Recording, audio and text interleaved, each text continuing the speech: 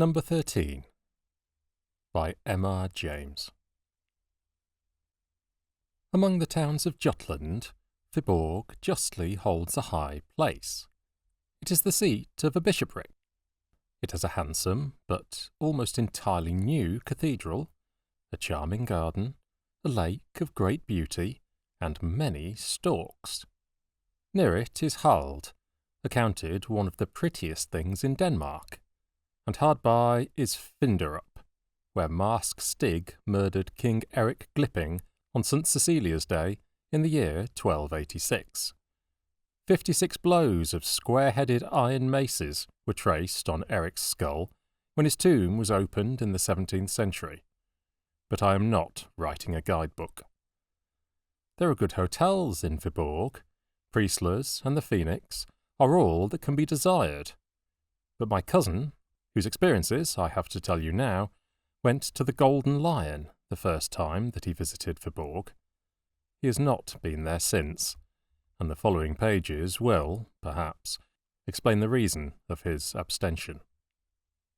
The Golden Lion is one of the very few houses in the town that was not destroyed in the Great Fire of 1726, which practically demolished the cathedral, the Sognekirke, the Radhus, and so much else that was old and interesting. It is a great red brick house, that is, the front is of brick, with Corbis steps on the gables and a text over the door, but the courtyard, into which the omnibus drives, is of black and white wood and plaster. The sun was declining in the heavens when my cousin walked up to the door, and the light smote full upon the imposing facade of the house. He was delighted with the old-fashioned aspect of the place, and promised himself a thoroughly satisfactory and amusing stay in an inn so typical of old Jutland.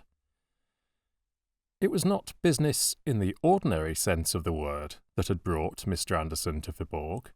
He was engaged upon some researches into the church history of Denmark, and it had come to his knowledge that in the Rigsarkiv of Viborg there were papers, saved from the fire, relating to the last days of Roman Catholicism in the country. He proposed, therefore, to spend a considerable time, perhaps as much as a fortnight or 3 weeks, in examining and copying these, and he hoped that the Golden Lion would be able to give him a room of sufficient size to serve alike as a bedroom and a study. His wishes were explained to the landlord, and, after a certain amount of thought, the latter suggested that perhaps it might be the best way for the gentleman to look at 1 or 2 of the larger rooms and pick one for himself. It seemed a good idea. The top floor was soon rejected as entailing too much getting upstairs after the day's work. The second floor contained no room of exactly the dimensions required, but on the first floor there was a choice of 2 or 3 rooms which would, so far as size went, suit admirably.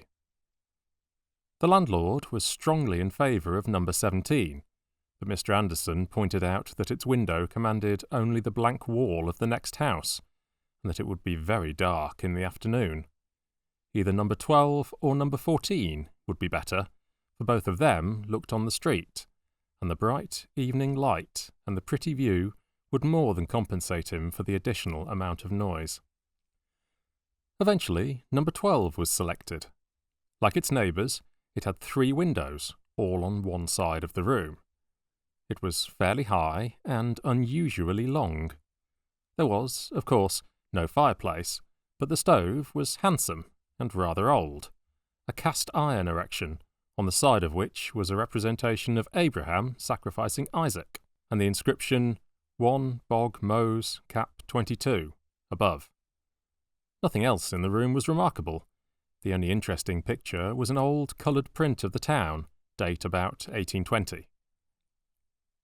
Supper time was approaching, but when Anderson, refreshed by the ordinary ablutions, descended the staircase, there were still a few minutes before the bell rang.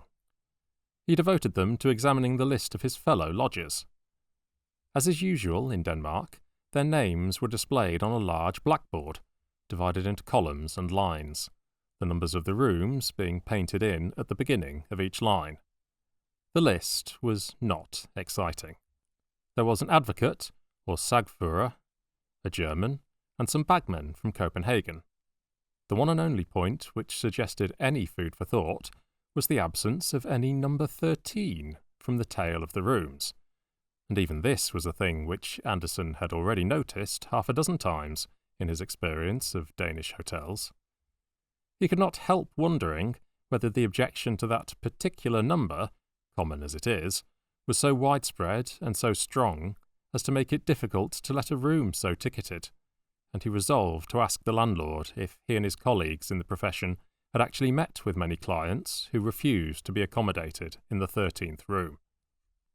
He had nothing to tell me, I am giving the story as I heard it from him, about what passed at supper, and the evening, which was spent in unpacking and arranging his clothes, books, and papers, was not more eventful. Towards 11 o'clock he resolved to go to bed, but with him, as with a good many other people nowadays, an almost necessary preliminary to bed, if he meant to sleep, was the reading of a few pages of print, and he now remembered that the particular book which he had been reading in the train, and which alone would satisfy him at that present moment, was in the pocket of his greatcoat, and hanging on a peg outside the dining-room. To run down and secure it was the work of a moment, and, as the passages were by no means dark, it was not difficult for him to find his way back to his own door.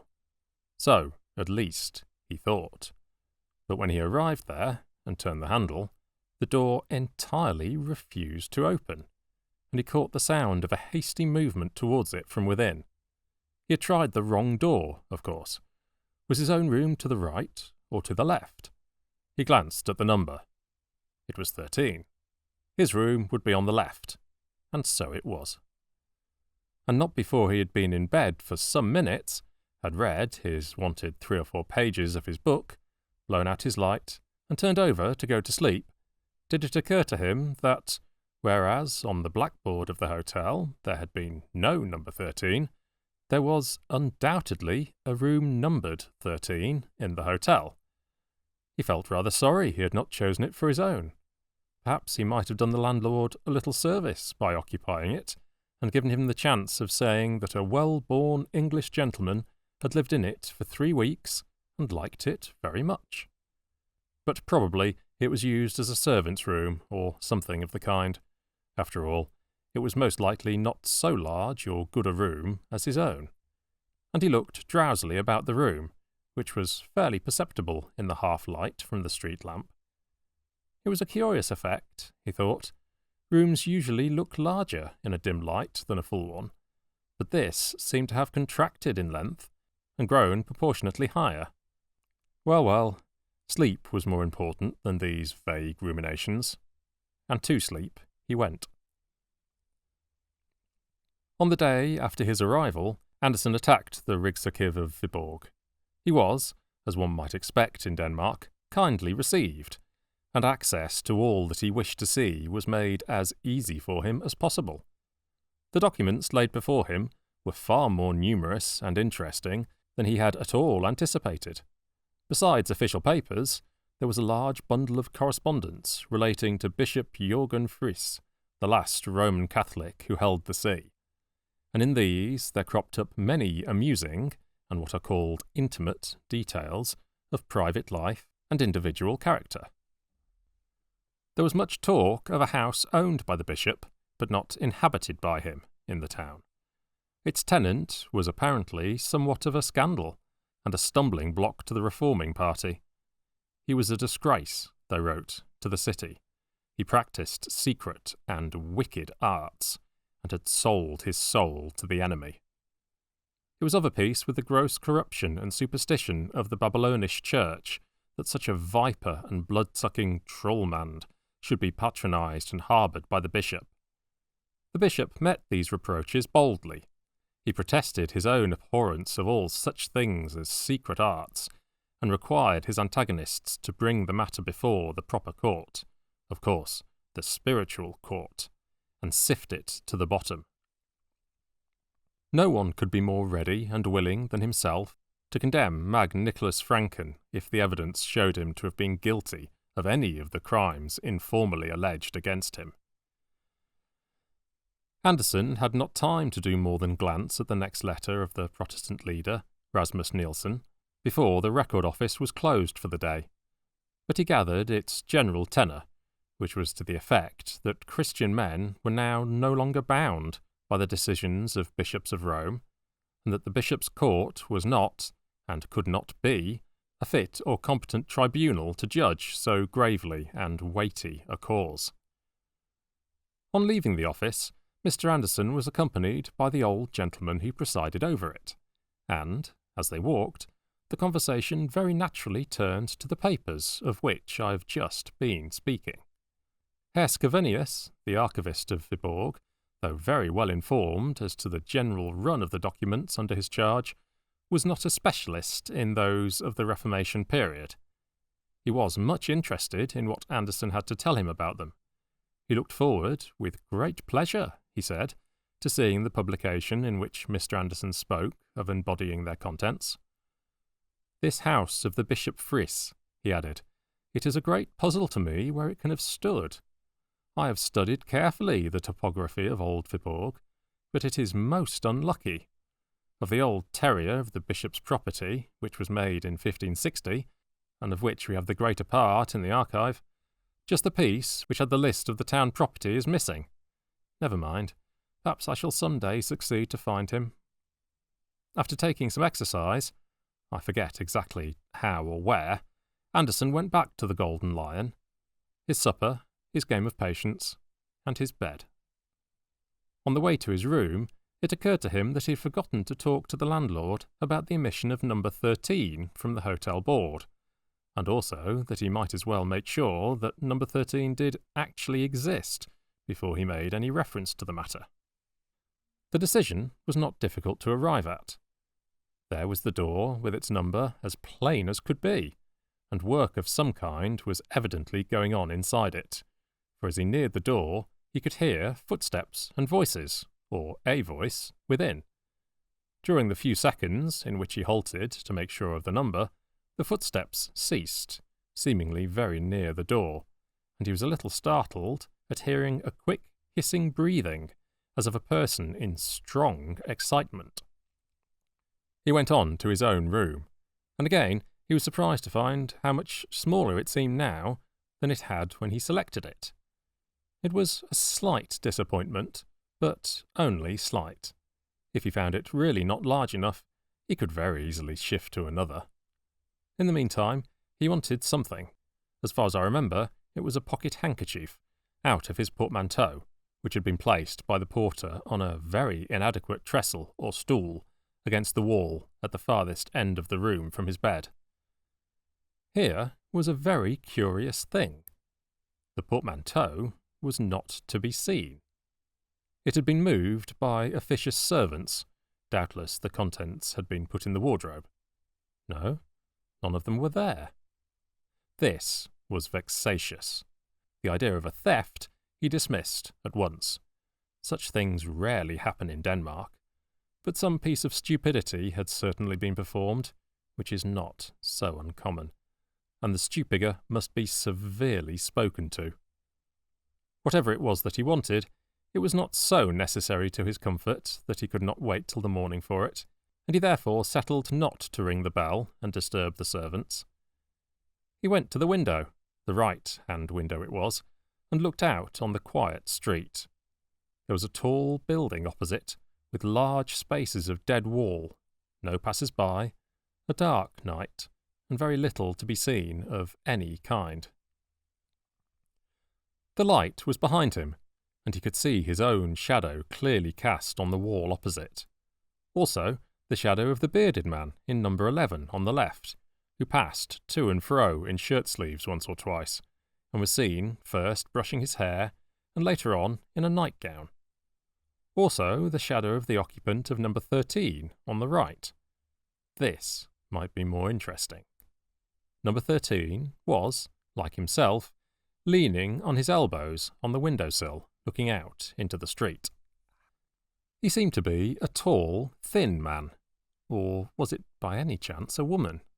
At least it was someone who covered his or her head with some kind of drapery before going to bed, and, he thought, must be possessed of a red lampshade, and the lamp must be flickering very much.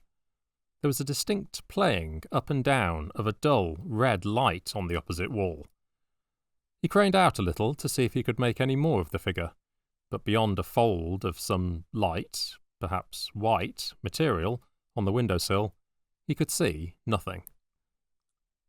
Now came a distinct step in the street, and its approach seemed to recall number 13 to a sense of his exposed position, for very swiftly and suddenly he swept aside from the window, and his red light went out. Anderson, who had been smoking a cigarette, laid the end of it on the windowsill and went to bed. Next morning he was woken by the stupiger, with hot water, etc. He roused himself, and after thinking out the correct Danish words, said, as distinctly as he could, "You must not move my portmanteau. Where is it?" As is not uncommon, the maid laughed, and went away without making any distinct answer. Anderson, rather irritated, sat up in bed, intending to call her back, but he remained sitting up, staring straight in front of him. There was his portmanteau on its trestle, exactly where he had seen the porter put it when he first arrived. This was a rude shock for a man who prided himself on his accuracy of observation. How it could possibly have escaped him the night before, he did not pretend to understand. At any rate, there it was now. The daylight showed more than the portmanteau. It let the true proportions of the room with its 3 windows appear, and satisfied its tenant that his choice, after all, had not been a bad one. When he was almost dressed, he walked to the middle one of the 3 windows to look out at the weather. Another shock awaited him. Strangely unobservant he must have been last night. He could have sworn 10 times over that he'd been smoking at the right-hand window the last thing before he went to bed, and here was his cigarette end on the sill of the middle window. He started to go down to breakfast. Rather late, but number 13 was later. Here were his boots still outside his door. A gentleman's boots. So then number 13 was a man, not a woman. Just then he caught sight of the number on the door. It was 14. He thought he must have passed number 13 without noticing it. 3 stupid mistakes in 12 hours were too much for a methodical, accurate-minded man, so he turned back to make sure. The next number to 14 was number 12, his own room. There was no number 13 at all.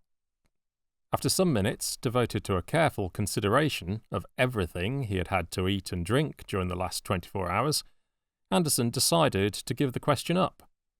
If his eyes or his brain were giving way, he would have plenty of opportunities for ascertaining that fact. If not, then he was evidently being treated to a very interesting experience. In either case, the development of events would certainly be worth watching. During the day, he continued his examination of the episcopal correspondence which I have already summarised. To his disappointment, it was incomplete. Only one other letter could be found which referred to the affair of Mag Nicholas Franken. It was from the Bishop Jürgen Friss to Rasmus Nielsen. He said, "Although we are not in the least degree inclined to assent to your judgment concerning our court, and shall be prepared, if need be, to withstand you to the uttermost in that behalf, yet forasmuch as our trusty and well-beloved Mag Nicholas Franken, against whom you have dared to allege certain false and malicious charges, hath been suddenly removed from among us, it is apparent that the question for this time falls. But forasmuch as you further allege that the Apostle and Evangelist St. John, in his heavenly apocalypse, describes the Holy Roman Church under the guise and symbol of the Scarlet Woman, be it known to you, etc." Search as he might, Anderson could find no sequel to this letter, nor any clue to the cause or manner of the removal of the casus belli. He could only suppose that Franken had died suddenly, and as there were only 2 days between the date of Nielsen's last letter, when Franklin was evidently still in being, and that of the bishop's letter, the death must have been completely unexpected. In the afternoon, he paid a short visit to Hald, and took his tea at Bakerlund. Nor could he notice, though he was in a somewhat nervous frame of mind, that there was any indication of such a failure of eye or brain as his experiences of the morning had led him to fear. At supper, he found himself next to the landlord. "What," he asked him, after some indifferent conversation, "is the reason why in most of the hotels one visits in this country, the number 13 is left out of the list of rooms? I see you have none here." The landlord seemed amused. "To think that you should have noticed a thing like that. I've thought about it once or twice myself, to tell the truth. An educated man, I've said, has no business with these superstitious notions. I was brought up myself here in the High School of Viborg, and our old master was always a man to set his face against anything of that kind. He's been dead now this many years. A fine, upstanding man he was, and ready with his hands as well as his head. I recollect us boys, one snowy day—" Here he plunged into reminiscence. "Then you don't think there is any particular objection to having a number 13? Said Anderson. "Ah, to be sure. Well, you understand, I was brought up to the business by my poor old father. He kept an hotel in Aarhus first, and then, when we were born, he moved to Viborg here, which was his native place, and had the Phoenix here until he died. That was in 1876.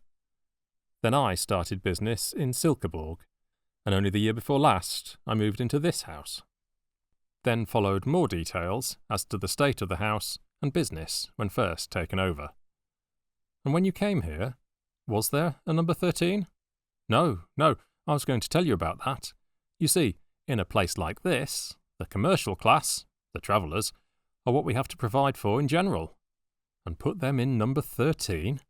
Why, they'd as soon sleep in the street, or sooner. As far as I'm concerned myself, it wouldn't make a penny difference to me what the number of my room was, and so I've often said to them. But they stick to it that it brings them bad luck. Quantities of stories they have among them of men that have slept in a number 13 and never been the same again, or lost their best customers, or one thing and another," said the landlord, after searching for a more graphic phrase. "Then what do you use your number 13 for?" said Anderson, conscious, as he said the words, of a curious anxiety, quite disproportionate to the importance of the question. "My number 13? Why, don't I tell you that there isn't such a thing in the house? I thought you might have noticed that. If there was, it would be next door to your own room." "Well, yes, only I happened to think, that is, I fancied last night, that I had seen a door numbered 13 in that passage, and really, I am almost certain I must have been right, for I saw it the night before as well." Of course, Herr Christensen laughed this notion to scorn, as Anderson had expected, and emphasized with much iteration the fact that no number 13 existed, or had existed before him, in that hotel. Anderson was, in some ways, relieved by his certainty, but still puzzled, and he began to think that the best way to make sure whether he had indeed been subject to an illusion or not was to invite the landlord to his room to smoke a cigar later on in the evening. Some photographs of English towns, which he had with him, formed a sufficiently good excuse. Herr Christensen was flattered by the invitation, and most willingly accepted it. At about 10 o'clock he was to make his appearance, but before that Anderson had some letters to write, and retired for the purpose of writing them. He almost blushed to himself at confessing it, but he could not deny that it was the fact that he was becoming quite nervous about the question of the existence of number 13, so much so that he approached his room by way of number 11, in order that he might not be obliged to pass the door, or the place where the door ought to be. He looked quickly and suspiciously about the room when he entered it, but there was nothing, beyond that indefinable air of being smaller than usual, to warrant any misgivings. There was no question of the presence or absence of his portmanteau tonight. He had himself emptied it of its contents and lodged it under his bed. With a certain effort, he dismissed the thought of number 13 from his mind and sat down to his writing. His neighbours were quiet enough. Occasionally a door opened in the passage and a pair of boots was thrown out, or a bagman walked past humming to himself, and outside, from time to time, a cart thundered over the atrocious cobblestones, or a quick-step hurried along the flags. Anderson finished his letters, ordered in whisky and soda, and then went to the window and studied the dead wall opposite and the shadows upon it. As far as he could remember, number 14 had been occupied by the lawyer, a staid man who said little at meals, being generally engaged in studying a small bundle of papers beside his plate. Apparently, however, he was in the habit of giving vent to his animal spirits when alone. Why else should he be dancing? The shadow from the next room evidently showed that he was. Again and again his thin form crossed the window, his arms waved, and a gaunt leg was kicked up with surprising agility. He seemed to be barefooted, and the floor must be well laid, for no sound betrayed his movements. Sagfrur Herr Anders Jansen, dancing at 10 o'clock at night in a hotel bedroom, seemed a fitting subject for a historical painting in the grand style, and Anderson's thoughts, like those of Emily in The Mysteries of Udolpho, began to arrange themselves in the following lines. When I return to my hotel at 10 o'clock p.m., the waiters think I am unwell. I do not care for them. But when I've locked my chamber door and put my boots outside, I dance all night upon the floor, and even if my neighbours swore, I'd go on dancing all the more, for I'm acquainted with the law, and in despite of all their jaw, their protests I deride. Had not the landlord at this moment knocked at the door, it is probable that quite a long poem might have been laid before the reader. To judge from his look of surprise when he found himself in the room, Herr Christensen was struck, as Anderson had been, by something unusual in its aspect, but he made no remark. Anderson's photographs interested him mightily, and formed the text of many autobiographical discourses. Nor is it quite clear how the conversation could have been diverted into the desired channel of number 13, had not the lawyer at this moment begun to sing, and to sing in a manner which could leave no doubt in anyone's mind that he was either exceedingly drunk or raving mad. It was a high, thin voice that they heard, and it seemed dry, as if from long disuse. Of words or tune there was no question. It went sailing up to a surprising height, and was carried down with a despairing moan, as of a winter wind in a hollow chimney, or an organ whose wind fails suddenly. It was a really horrible sound, and Anderson felt that if he had been alone, he must have fled for refuge and society to some neighbour bagman's room. The landlord sat open-mouthed. "I don't understand it," he said at last, wiping his forehead. "It is dreadful. I've heard it once before, but I made sure it was a cat." "Is he mad?" said Anderson. "He must be. And what a sad thing. Such a good customer, too, and so successful in his business, by what I hear, and a young family to bring up." Just then came an impatient knock at the door, and the knocker entered without waiting to be asked.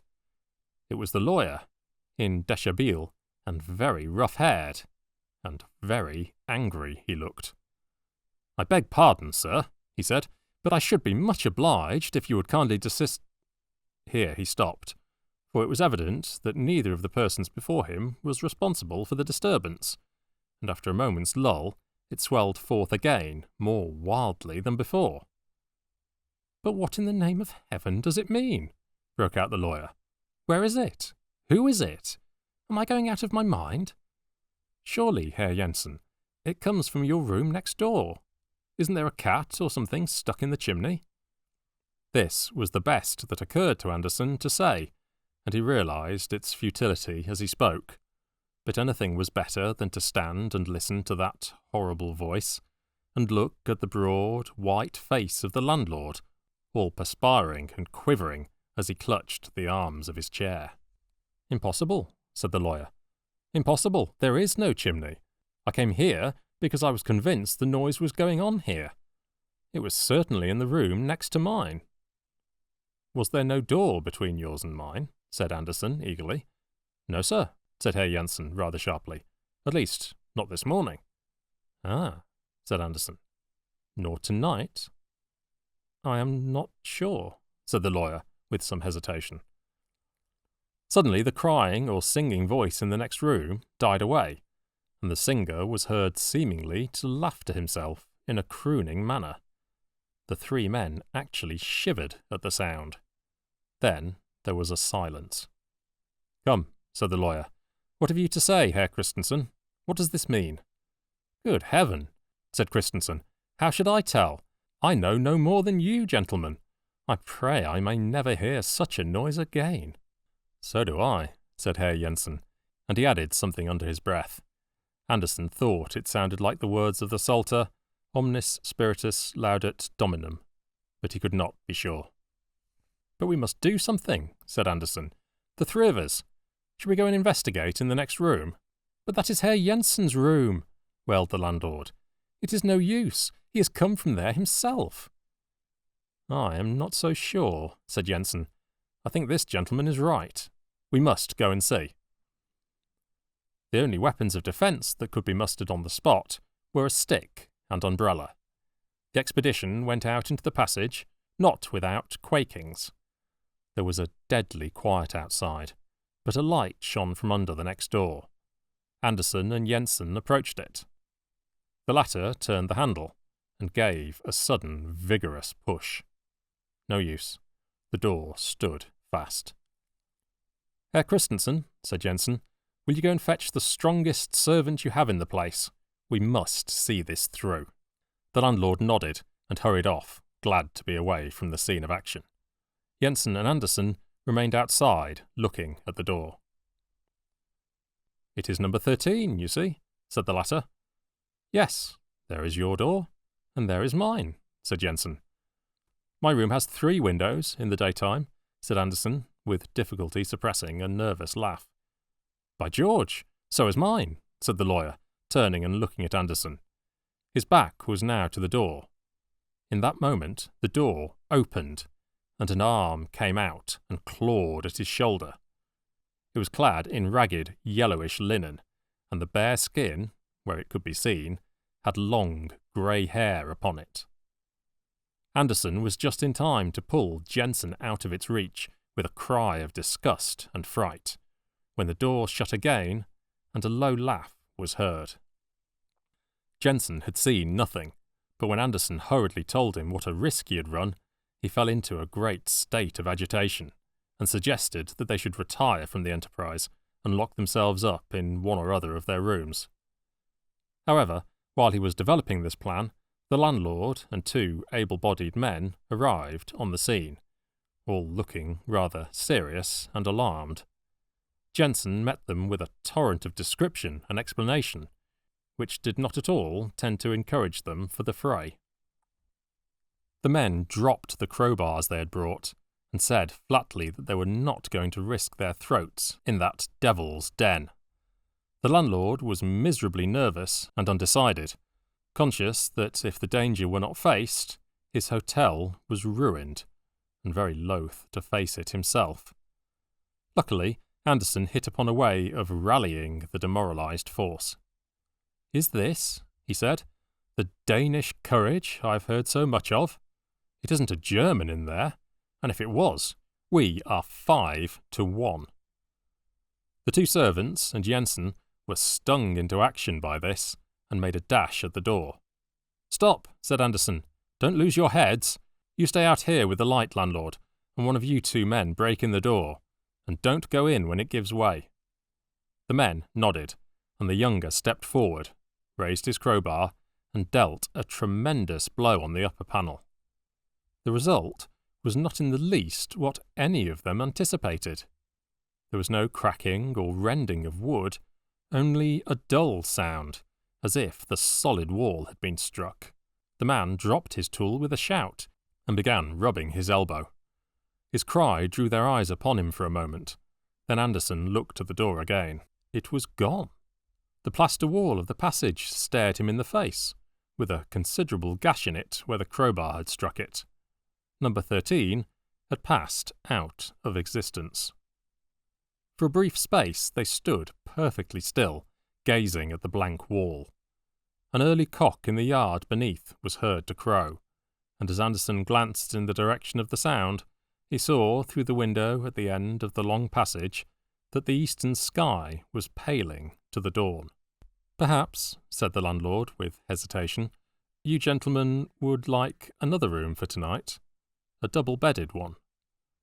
Neither Jensen nor Anderson was averse to the suggestion. They felt inclined to hunt in couples after their late experience.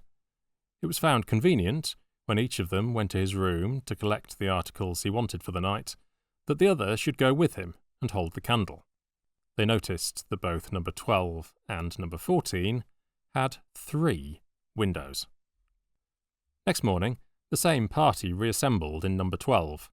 The landlord was naturally anxious to avoid engaging outside help, and yet it was imperative that the mystery attaching to that part of the house should be cleared up. Accordingly, the 2 servants had been induced to take upon them the function of carpenters.